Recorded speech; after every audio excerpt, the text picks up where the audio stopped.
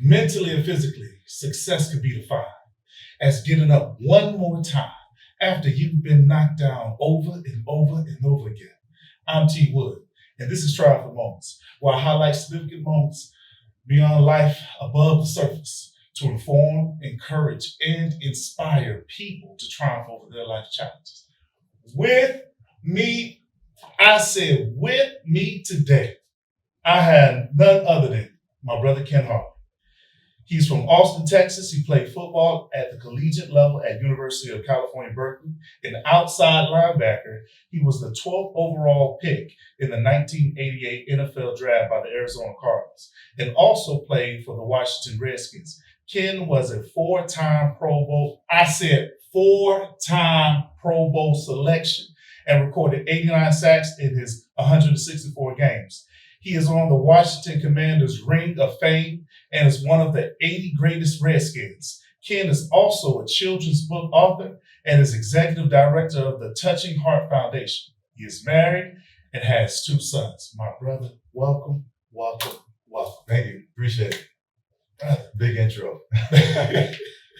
Hey, I look, with the things that you've been able to accomplish and overcome in your life, I had to consolidate that bad boy down. Well, I appreciate it. So I tell you what, just to jump right into it. Okay. I know I can't necessarily say regular, but what would a normal daily routine, Monday through Friday, look like for you? Just your daily routine. Yoga? No, it ain't yoga, man. Okay. It's me and my wife, we both we have a look that we want to look, call it vanity, but we want to look a certain age, when we're in our 60s and 70s. And so we both try to work out, get a little workout in. You also try to get studying it and reading more.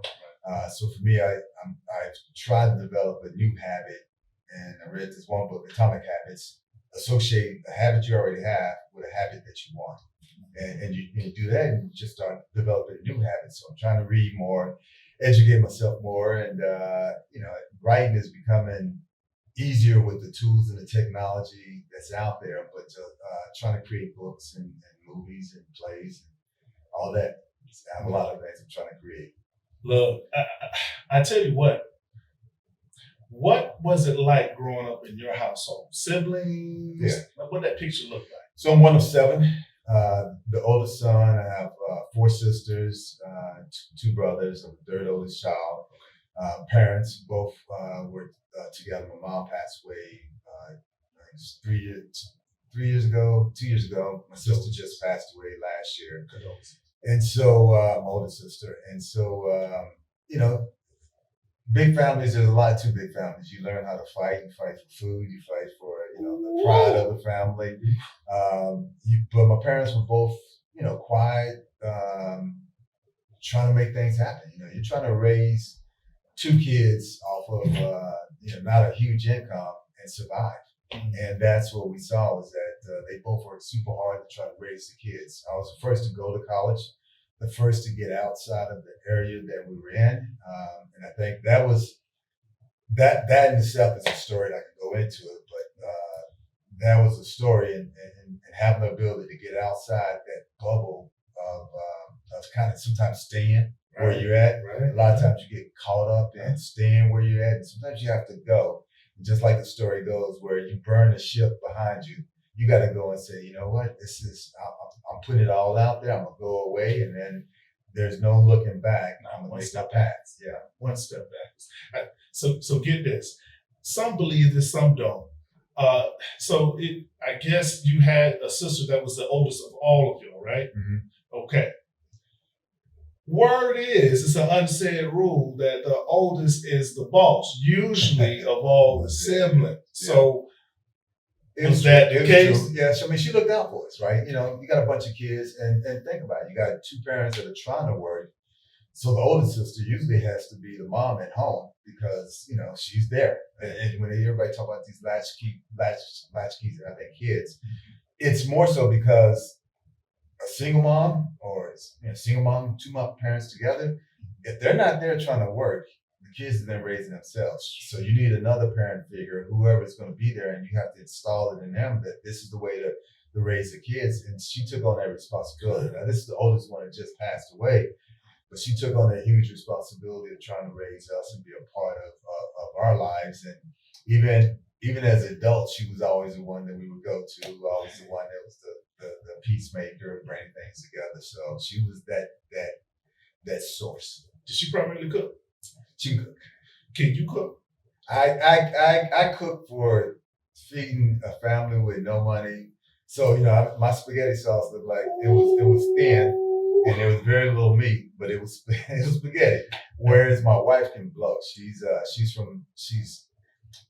Jamaican descent, but a lot of Jamaicans moved to England, so she's from England. Can cook galore, oxtails. Jesus, I mean, she's just a great cook. Anything she puts her hands on, she's a great cook. So I don't have to worry about that. So kids will eat her food, they won't eat my food.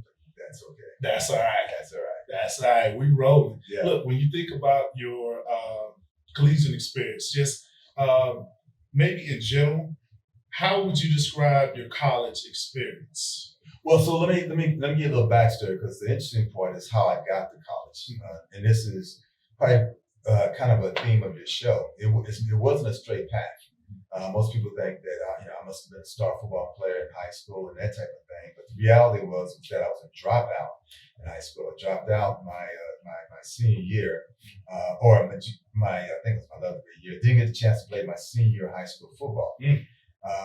Then because I didn't play my senior year of high school football, the hardest thing is going back. Because once you drop out, it's easy to kind of fade away, right? People look down on you, start believing in what people think about you. So the hardest thing was going back. Went back to school, finished up, but then I'm trying to say I'm going to go to college, because during that time of dropout, me dropping out, it was the lowest point of my life. I was on the verge of trying to commit suicide. It's fortunate part to say, but you feel like a loser. You feel like the world's looking at you like you haven't done anything. Parents, everyone's looking at you like, why are you taking up all this food? You're not doing anything. I was a big kid. I was 6'2", about 225 pounds, in the weight room all the time, but not really doing anything productive. And so I had to end up going back to school, humbling myself. And in that time, I was praying on my knees. I was like, God, just give me a sign. Just show me, tell me I'm supposed to be something. I'm supposed to be somebody. And it felt to me like God said, you have a purpose and a destiny. And sometimes that's all you need, is someone to speak into your life. You have a purpose and a destiny. And it's not, you got to hear it on high. It could be the neighbor. It could be the person mopping floors. Just someone to speak into your life and say, you are worth something. And so once I heard that, kind of created, said, okay, here's my plan. I'll go back to school. And once I go to school, I'm going to go to college, because I want to prove to everybody that I wasn't dumb. Well, how you going to get to college? No money. No one's ever been to college. It seems like a pipe dream. All I'm doing is working out, lifting weights. And so, but I had that feeling. God said, you're supposed to do something. You have a purpose. You have a destiny. And once you have a driving force, that was my driving force. So when I went to school, graduated, met a guy in a gym. A lot of times in life, right? If you're speaking it into existence, you start seeing opportunities that are in front of you instead of just walking past them. People start coming to you, or some things that you would have never seen would start coming your way because you've spoken it into existence. So I met a guy in the gym. He told me about a junior college in Oakland, California. Never been outside as far as I could walk, but me and another guy, we took a chance, saved up some money, went to this junior college in Oakland, California. First time on a plane, first time outside of Austin. Knew that I had to leave, because if I stayed, it would have been too easy to fail. Right. It would have been too easy to go back to the comfort of saying, it was okay, you tried, it was blah, blah, blah. And so end up going to the school, junior college in Oakland, California, and played there for 2 years. Then how God works, goes to one of the top schools in the country. They gave me a scholarship to go there. So from a dropout to the University of California, Berkeley, that was the miracle in itself. And football was a byproduct. I didn't, my goals, aspiration wasn't to be an NFL player. It was more to just have a vehicle to get to college. See, that was the only way. I tell you so much, man. What I really love that you said is how, football kind of was a byproduct of all those things that you did to kind of prep yourself, and you never really let go of the mentality of something's going to happen, not even knowing exactly what's going to happen. Yeah, and that's a lot of times you can have a dream. Sometimes you get so focused on the dream that you don't see anything else. Sometimes you can say, God, I don't have it. I know where I'm supposed to go, and I'm just going to trust you. And so for me, it was more like I'm gonna trust you that I'm going to get to college. You said I'm supposed to do something. You said I'm supposed to be something. I'm trusting you. And so that was kind of the journey. As I look back in all these years, that was the journey of trying to get there. And sometimes, as I found out in later life, we can discuss this, is that if you don't learn what God is trying to teach you, you can learn, you can get all the byproducts, but if you don't learn the root of what He's trying to teach you, then you're doomed to repeat it over again. They come out in different formats, different ways, but it's the same lesson. And so, for me, in all this, as I look back as this older guy now, I'm having to revisit and say, okay, what lessons were you trying to teach me? It wasn't that you were trying to make me famous for famous sake. You were trying to teach me something for your sake. And that's the thing that I'm learning now is what's that message that you've been trying to teach me? And am I going to be as obedient as I was then as you want me to be now? See, what's very interesting about that is that I want to make sure the audience doesn't miss this. I heard you mention how you had to pretty much get to a place of humility. Like you had to humble yourself. And when you're humbling yourself, you kind of not literally sit still, but you kind of, okay. So the biggest humbling thing for me as a dropout, I'm 6'2", 225 pounds. I'm bench pressing like 350. I'm a big old joker, big old fro. Teachers are scared of me, but I'm sitting in the same classroom as my younger brother. You got to humble yourself. You got to do some of the things that are uncomfortable in order to get to where you're at. And the humble part is the thing that a lot of people mistakenly don't understand or don't find. You got to humble yourself. Sometimes it's asking people for help. Sometimes it's doing the things that, sweeping floors. Sometimes it's fighting your pride. Sometimes it's doing some, the things like that you would never think to do. But that's showing obedience. That's saying, okay, you know what? I'm willing to go back and learn. And so, like I said, there are things I'm learning now that I'm having to humble myself with. And it's hard. But if it's easy, everybody will do it. Let's go. So you gotta learn and say, what is it, whether you believe in God or not, what is it that I need to do or what do you want me to do? What is that humbling first step? Because that's the first part of it. And I wrote a book, my book about my life. It's called Stepping Stones. In the beginning was the word.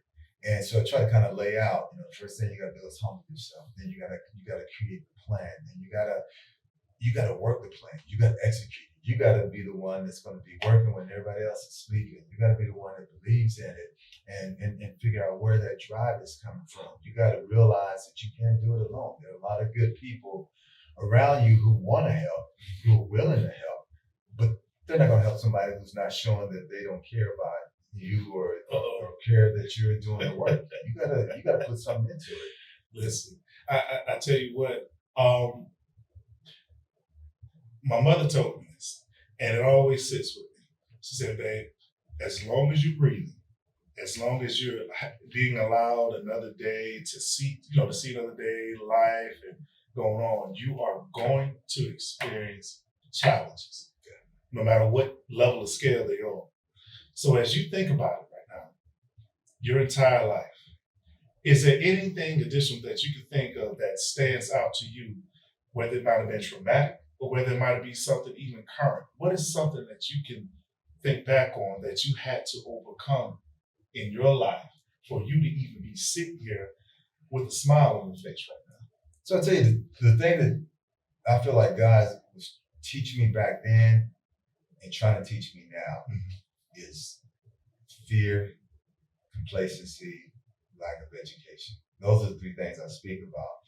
Fear, complacency, lack of education. Fear, you can be 6'2", 250 pounds, looking big, but you can be fearful of talking to people, fearful of taking action, fearful of saying what's right. You look at our world today. There's so many people who are fearful of doing something, and so you do nothing, or you become a sheep. You just follow what everybody else is doing. Wow.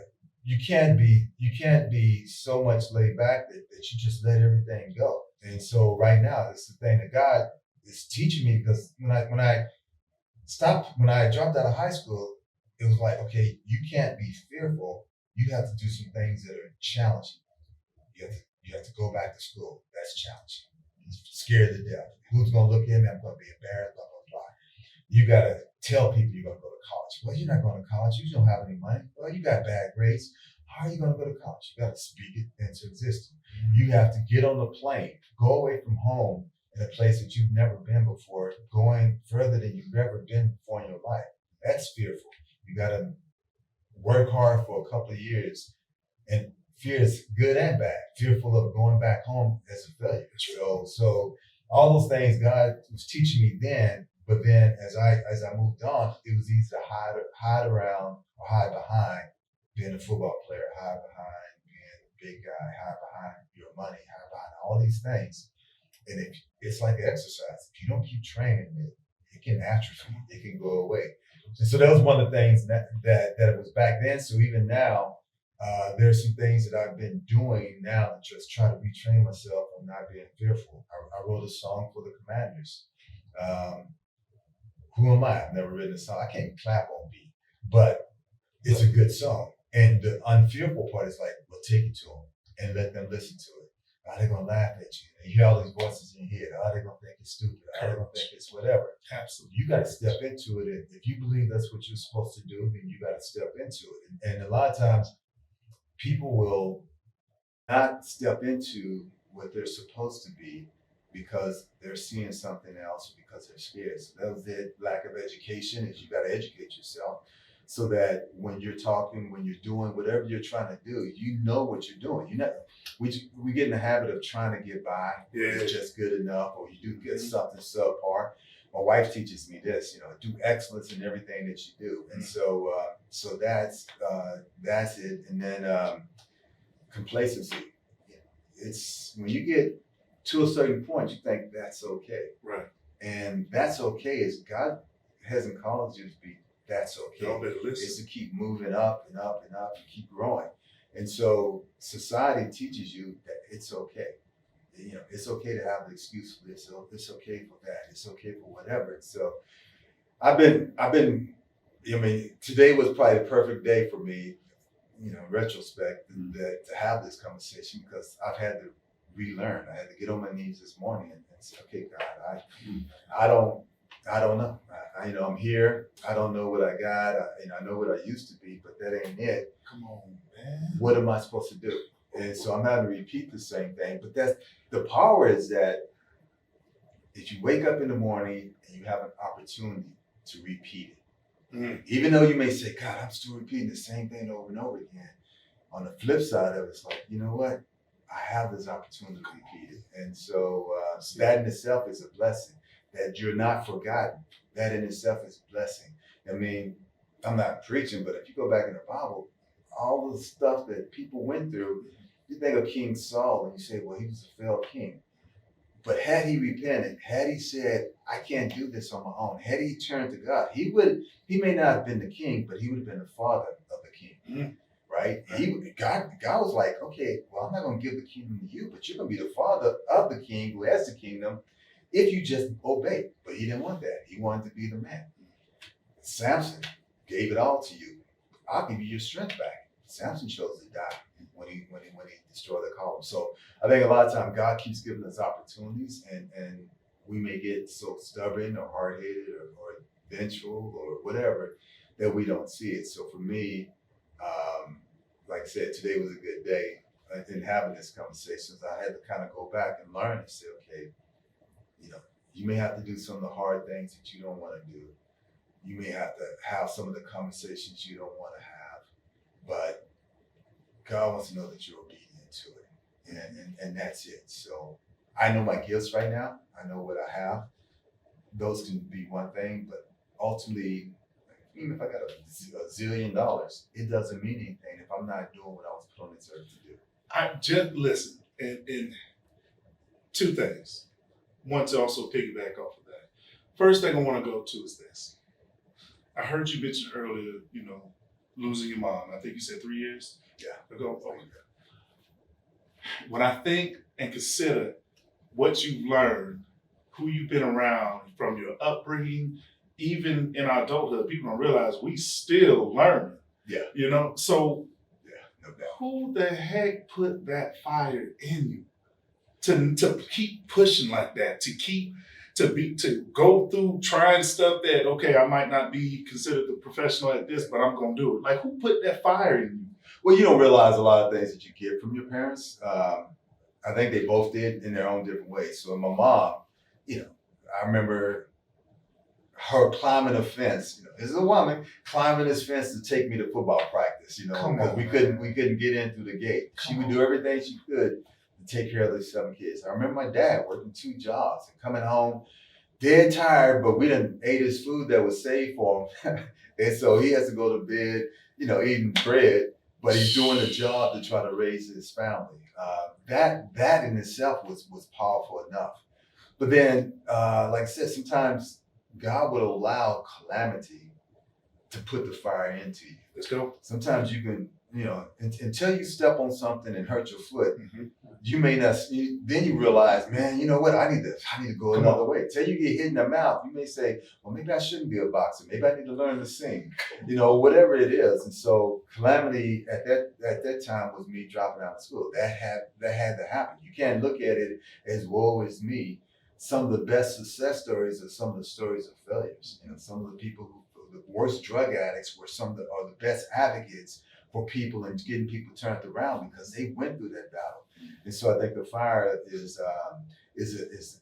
a little bit of all that, and hopefully we've put enough seeds in our boys that they're the same. And I'll say this real quick. My wife is probably more of the rock. We've been married 34 years now. And raising a roof on that right there, brother. Yeah. Okay. But most of those 34 years is because she's been a saint, and had to deal with a lot of stuff that had it been reversed, it'd have been easy for me to be like, I don't need you, blah, blah, blah. But she's been through a lot and still is probably my biggest supporter. And I think that's one of the things that even in marriages, I'm not a counselor, but we forget that in the marriages, we look at fighting each other and still seeing that we're not supposed to battle each other. We're supposed to be back and fighting the world. But we spend all of our time fighting each other. And I will say this, if you believe in a God, then you have to believe in a devil. And so you better believe the enemy's trying to do things to destroy your marriage, destroy your home, destroy that fire, to put out all the embers that are burning you. So that at the end, you can say, well, I got another one. I got another one. Most of us are walking around, we don't even realize we're in a fight. It's like that movie, The Matrix, right? You don't even realize you're in a fight. And so I'm having to be reminded more and more that I'm in a fight because complacency, I got lulled into this sense of me. Right. Instead of realizing that it's not about me. Put on this earth, there's so many people struggling, so many people hurting, there's so many things in this world that are pushing against us that if I have a skill set, then hopefully I can use that. So, see, and the second thing I wanted to also jump on top of is when you went to speaking about the gifts. I'm not gonna get too biblical for y'all. I have my personal relationship with God, right? So I try not to necessarily push it on people, but you open that door to express that, and I appreciate that. When you mention gifts, I tend to believe that just expanding that within the Bible, how it says, your gifts will make room for you. I tend to believe that it's even bigger than just your ability, but your actual giving. You actually giving would also open doors for you, things of that such. So when you use those talents and those things that those visions that God puts in your head, like you go boldly with it. Well, so you said right there, and that's probably the biggest key. Go boldly. I've been, to my regret, but that's okay. God's forgiven. Come on. I've been timid in those gifts, timid in those things that I've had, timid in those relationships, timid in all these things. And you got to go boldly. The biggest thing, like I said, this last week's been good. the Commanders just sold the team, Right. and you see all the new owners there. And so Magic Johnson, the first thing he gets up and he said, I want to give glory to and honor to God. One of all these people. And he don't need to say anything like that, but he says it. And I'm like, wow, you know what? I've been timid in saying, well, I don't have to say it. You know, people know, blah, blah, blah. Sometimes you got to start saying it. You got to start living it. You got to start walking it out. Even if you're not 100% there, you got to start speaking it into existence, just like I did, football, right? And so for me, I have this tattoo, my one little tattoo. I got two of them, but this is Exodus 4:2. And so the story behind it is about 4 or 5 years ago, down the dumps and kind of figuring out what am I supposed to do. And I started reading the Bible about Moses. And I'm like, well, it's kind of like Moses was Prince of Egypt. I was an NFL player. I've been wandering around the desert for 40 years. What am I supposed to be doing? And as I'm reading, I'm looking at it and I start seeing Exodus 4:2. God says to Moses, what's in your hand? And Moses says, the staff. And I'm reading that and I'm saying, well, you know what?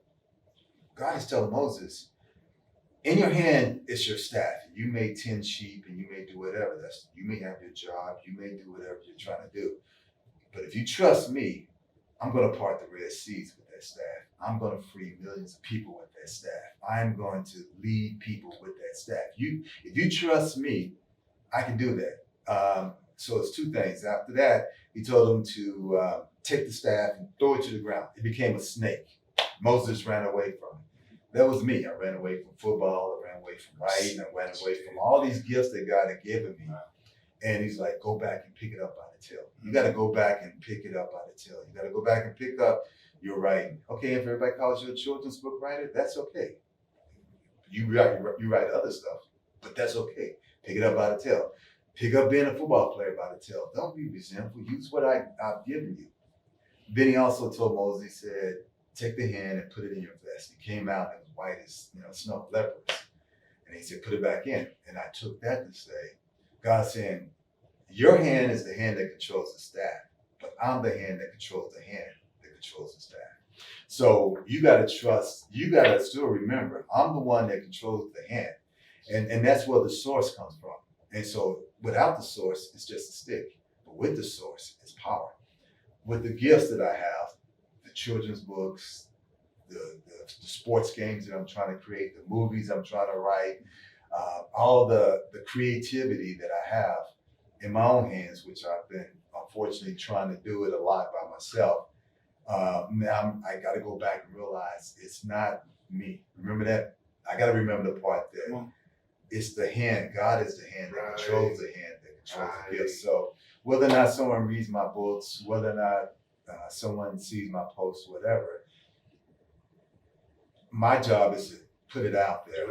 God will do whatever He's going to do with it. And so even today, I'm preaching to myself, so forgive me if I blank out. I'm hearing my own self as I'm talking, but I'm listening. I'm thinking, when you're obedient, God presses it down and it overflows. And all of a sudden, there's gifts and things that come out of it that you weren't even expecting.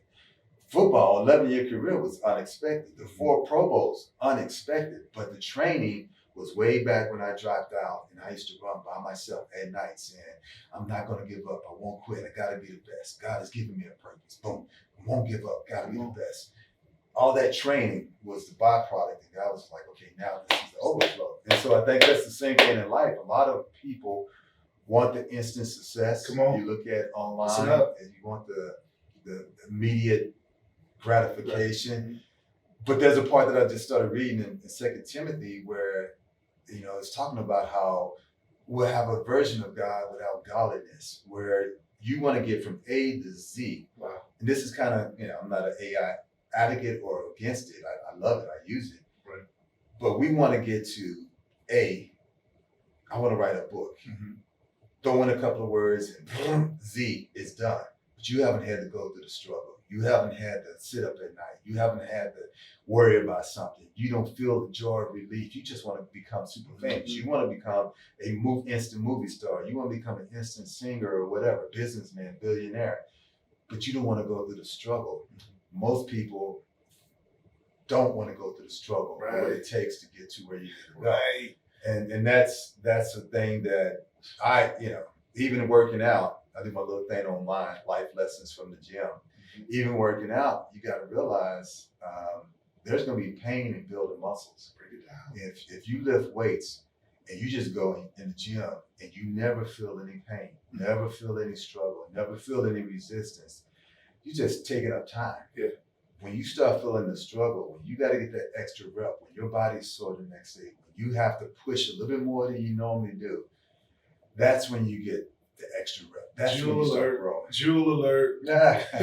Jewel alert. Yeah. Look, I tell you what, what's clear to me is that it seems that you have a clear passion for the youth and children's books. And so, like, what motivated you to write those books, to do things for the youth, to keep them always in your mind? So it's not so much vision for the youth. There are a lot of things. I think my thing is I'm supposed to be a teacher. And I don't, when everybody used to say, well, you're supposed to be a teacher, I always thought I was supposed to be a classroom teacher. And I fought against it because I'm like, I'm not supposed to be a teacher. I'm supposed to be something greater than that. And I started believing whatever. But that's not it. You can teach in so many other ways. But Yes. the children's book was the first book I ever did. And the story was, one of my boys came home and they were talking about a contest on TV. This was 20-something years ago. And he was like, he started asking about Michael Jackson and how to get his skin so light. I'm like, why do you want to know? And he's like, well, if you win, you get to be one of the characters on TV. But there were no brown characters. And I didn't see it from the kids' perspective, but I was like, wow, the seeds that are planted in their minds that we don't even think about, Right. that they get bombarded with all the time. So I was like, I want my kids to see themselves in a book, but I don't want it to be, so-and-so comes from Africa or, this great blah, blah, blah. I want it to be a kid that any other kid of any other nationality could read and say, that's me. But my kids would know that's them, right? So this book here, Come Find Me, was like hide and seek. Simple book. But I had, fortunately, the guy, my teammate at the time, was a great artist, but he's a Hollywood guy now, a guy named Terry Crews. Did the artwork and did a phenomenal job with the artwork. And so simple but impactful. Hold on. Yeah. Simple but impactful. Simple but impactful. And so we did the book. So back to 25 years later, that burning bush moment of me having to understand the gifts that God gave me. I called him up and I said, this book is just sitting on my computer. I need to do something with it. And he's like, man, this is great. I'll pay for everything. I'll put the book up. Another guy calls up, that's a friend of mine. He says, I have this augmented reality company. In my mind, I'm thinking, well, let's put technology with writing and create this book so that we have augmented reality. And I think we're one of the first African-American writers to use augmented reality with a book.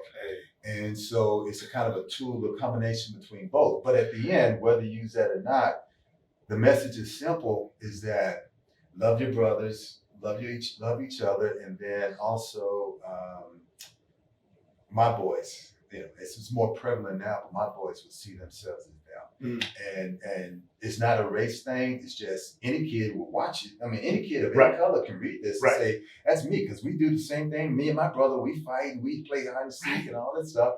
But my boys know it's them. Yeah. And so that was the start of me writing books, kids' books.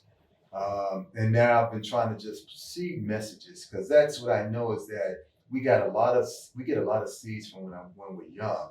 And you could be 58 years old, a grown man, in this big shell, but you still have those seeds in you.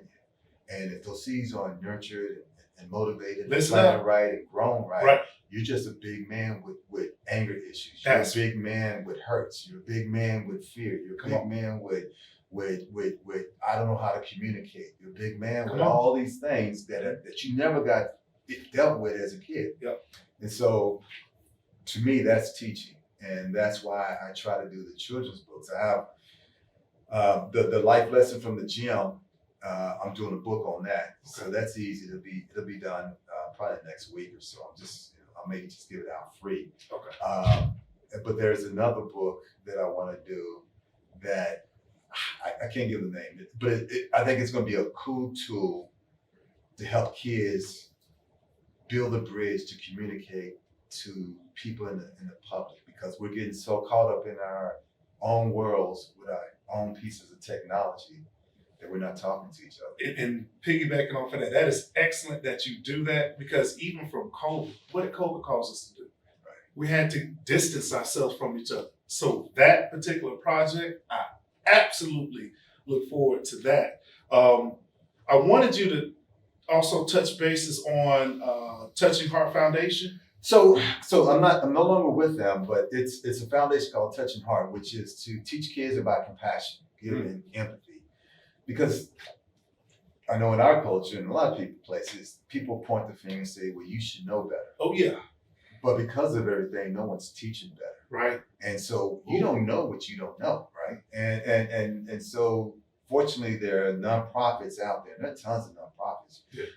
But this nonprofit tries to work with kids to try to help them learn and do things that show compassion and understand about compassion and empathy, because that's the thing that's you miss if you don't deal with people. You don't know how it hurts someone's feelings if you don't deal with someone. It's easy to type something and walk away. You don't see the other side, the hurt, the pain, how that person is affected. But if you're face to face with them, you understand. If you had to go a day without eating food, you don't understand what hunger is until you're hungry yourself. Mm-hmm. Then you start saying, wow, there are people out there like that. There are people that I can help. Or you start appreciating what you have. You start saying, man, thank you. When people just say prayers before their meal, you start saying thank you for this meal, because you realize there are a lot of people out there who don't have that opportunity. And so that's kind of with the nonprofit. My whole life has been just trying to help people. And sometimes you get to a point where you're kind of like, I've been frustrated and like, God, I'm tired of helping people. And I can't do it all myself, and whatever. And maybe you can. But that's where I have to go back and say, well, what are the gifts that I have? How can I use those gifts? There you go. And then trust God in the rest. And so books are one way to use a gift. Speaking engagement is one way to use the gifts. I have this new sports game that I'm trying to create. Okay. That in my gift of playing football and sports, with this new game, it's called Flow Ball. It will give people, not just kids, adults, everything, opportunities to play, but it doesn't matter if you're a guy or a girl, it doesn't matter who you are. Okay. Anybody can play the game. As long as you're equal partners, you can play the game. And it's easily transferable into video games, meta world, whatever. So there's a bridge between the technology and the real thing. And so I think if the game catches on, hopefully, it will be a way to communicate and for people to get together, because we know through sports is a great bridge. It is.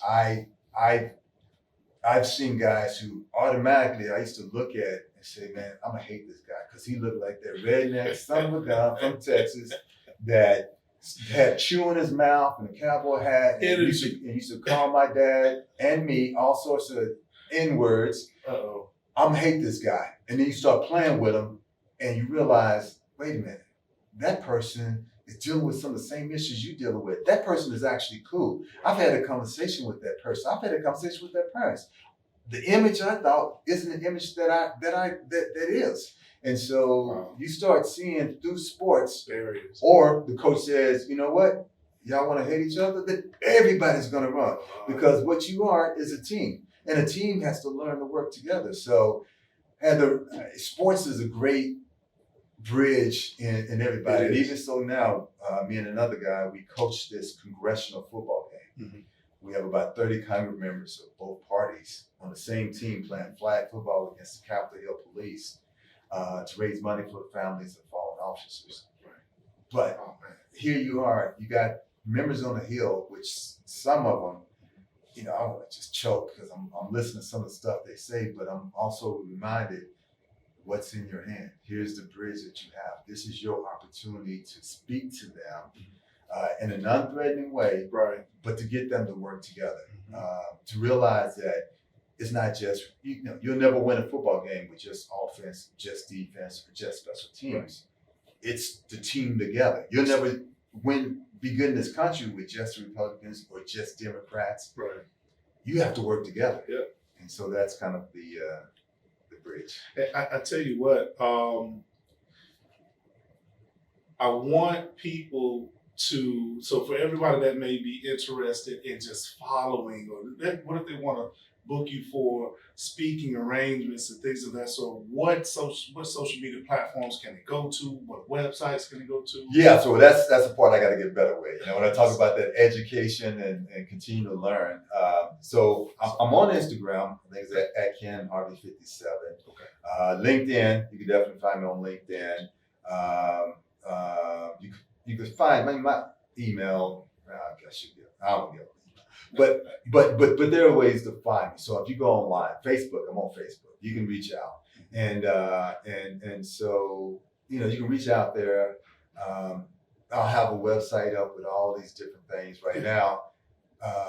Sometimes the enemy gets you, and that you're trying to do too many things instead of focusing on one thing. That's right. And so I'm trying to narrow stuff down to say these are the things that I need to do first, or what are some of the things that I need to really build into before I try to do everything. So y'all need to hear that now. I'm not even gonna let that just float by.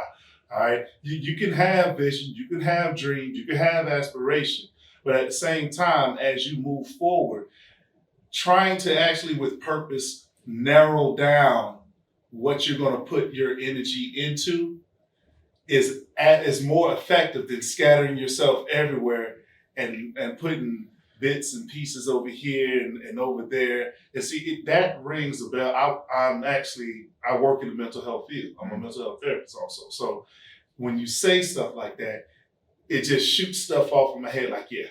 Oh yeah. That's important. Well, it's becoming like I was probably ADHD, or when you get all these images, things bombarded to you all the time, your brain starts training itself to get used to that. Just think about it. Then when it stops, you're freaking out because you know. And so for me, I was a kid. I used to watch TV all the time. And it was when they first started having remotes. And I'm just sitting there flipping through all the channels. Still do it today to the point. And your brain starts thinking like that. So you never start learning to focus on one and saying, okay, I gotta see this completion. I gotta do this 100%. It's what we try to teach our boys. You can play any sport that you want, but if you sign up for something for that year, you gotta stay with that sport, and you gotta give 100% while you're doing it. But you gotta focus that one time, and that's one of the things I'm relearning again. Focus. You got to focus on what you want and make it grow. And so I'm trying to go back and say, okay, what are the probably the top 5 things that I really want to focus on and make them grow, and how can I do that? Because you only have so much time, and you realize that life fades away. Time keeps going on. It does. And you're spread so thin that instead of moving 100 yards straight ahead, you moved 100 yards sideways and backwards, and come on, 5 yards here and there. So you look at the end of your life, you kind of like, well, what did I accomplish? Come on. So look, there's there's something I created called Encouragement for Free. I want to gather that from you, but there's something before I go there that I want you to be able to provide to the audience. As a father, at some point, God calls us all home, okay? For your sons, what would you want them to take from your life? What would you want them to take from? So as a father, I want my boys to know that their dad loved them, and I want their kids to know that they were loved. I want them to be a good father to their kids and try to do the best that they can for their kids.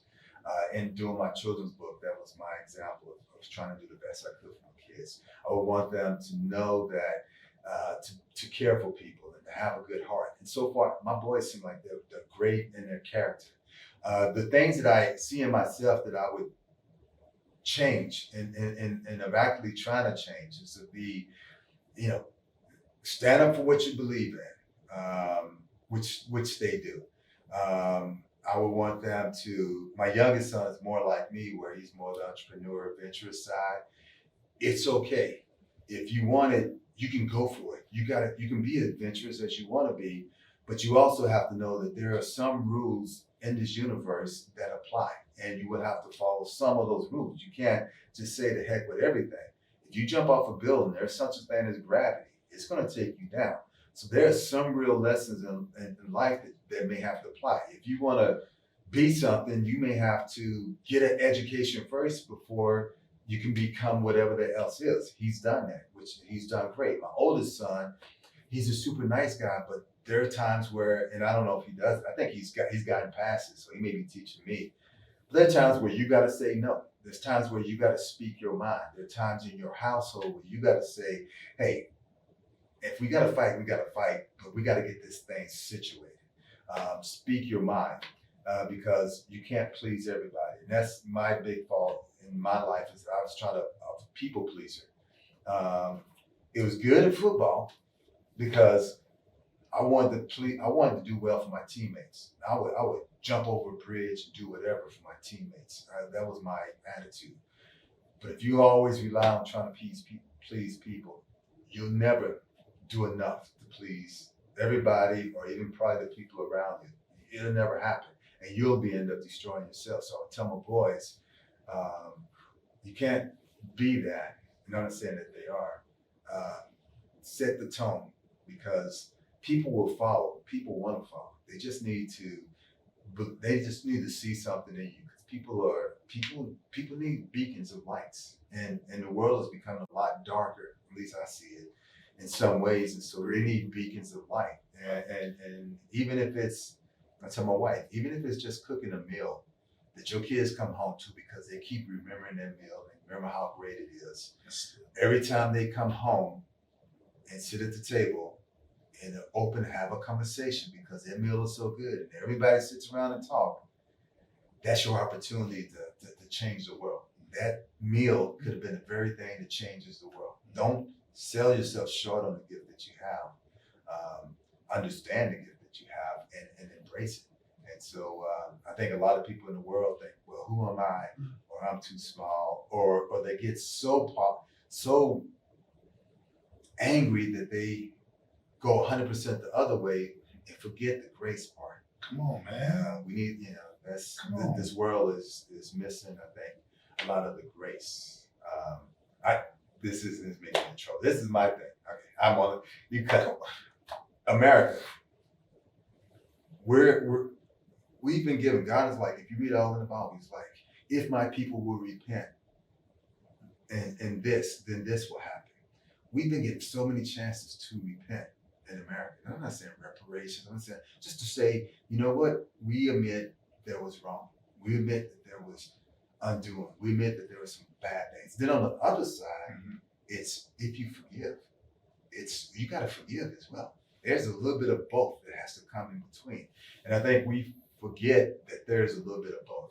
So some people are like, well, we can't teach this, or we can't say that. And some people are like, everybody's bad and everybody's wrong. And you forget, in the 60s, there were a whole lot of white people that were marching, as well as black people, risking their lives, risking their families and reputation, as well as black people.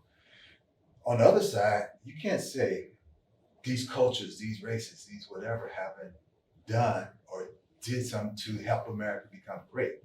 What made America great is that we said, this is our belief, this is the ideal, this is where we're reaching for.